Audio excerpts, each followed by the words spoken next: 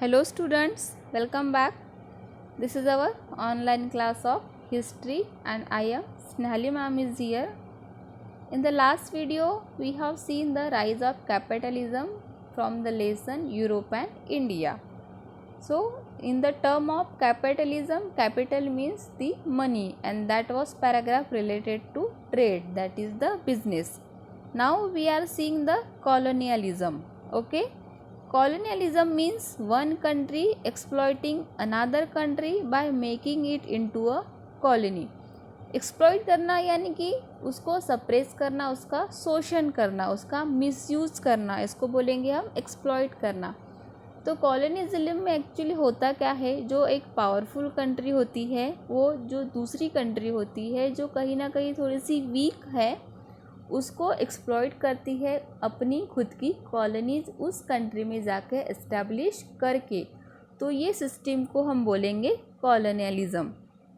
A powerful country on the basis of economic and military strength occupies another region and establishes its political supremacy। अभी जो country जिसके पास economical wealth है और जिसके पास military strength है वो ऑब्वियसली क्या हो जाती है, पॉलिटिकली भी सुपेरियर हो जाती है। तो ऐसी कंट्री जो वीकर कंट्री है उसमें अपनी कॉलोनी इस्टेब्लिश कर लेती है और उस पर्टिकुलर रीजन पे अपना कंट्रोल इस्टेब्लिश कर लेती है। This is known as the colonialism and this tendency of colonialism led to rise of imperialism among the Europeans। तो हो क्या रहा था कि जो यूरोपियंस थे उनका ट्रेड बढ़ते जा रहा था, they were increasing there trading.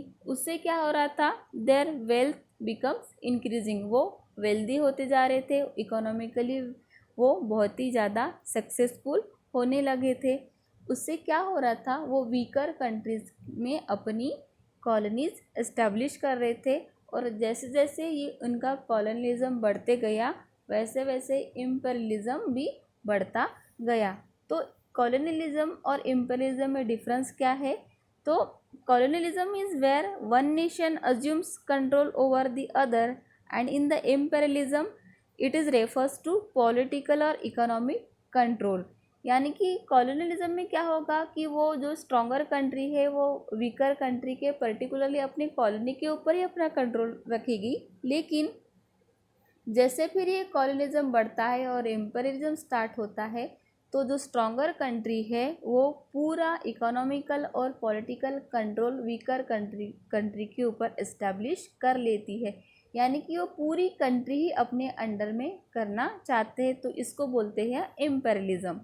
Imperialism means a system in which a powerful country controls other countries by establishing its overall domination and establishing many colonies।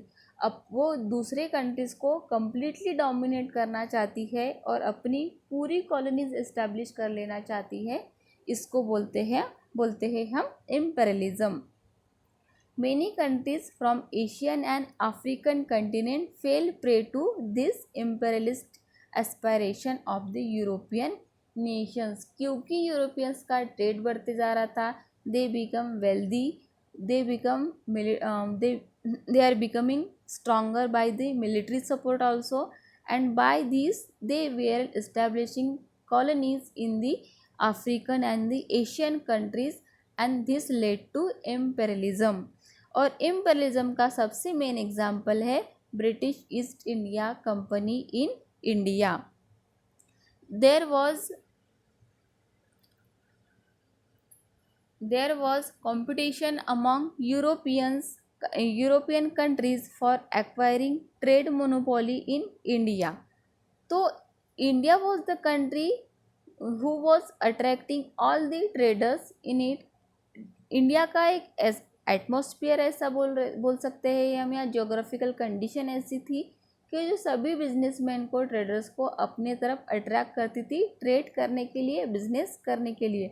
तो अभी क्या हो रहा था, यूरोपियंस में कंपटीशन हो रहा था कि किसकी मोनोपोली चलेगी और वो इंडिया में ट्रेडिंग करेगा।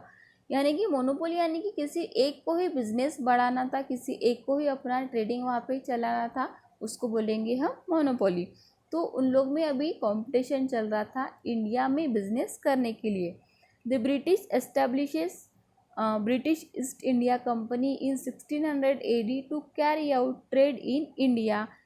This company took permission from the Emperor Jahangir and established its factory in Surat. The trade between India and England was carried out through this company. ये इम्पेरियलिज्म का सबसे मेन एग्जाम्पल है जब British East India company India में सबसे पहले establish हुई 1600 AD में। उसके लिए उसके जो वॉइसराय थे उन्होंने जो सूरत के बादशाह थे, जहांगीर बोल सकते हैं हम इसको, एम्परर, उससे परमिशन ली और क्या किया, सूरत में अपनी एक गोडाउन इस्टेब्लिश किया। अपने फैक्ट्री के लिए उन्होंने गोडाउन इस्टेब्लिश किया और इससे क्या हुआ, धीरे धीरे उन लोगों का जो एम्परिज्म हुआ इंडिया में स्टार्ट हुआ। So this is all about the colonialism, imperialism and British East India Company in India. I hope you understand. See you in the next video.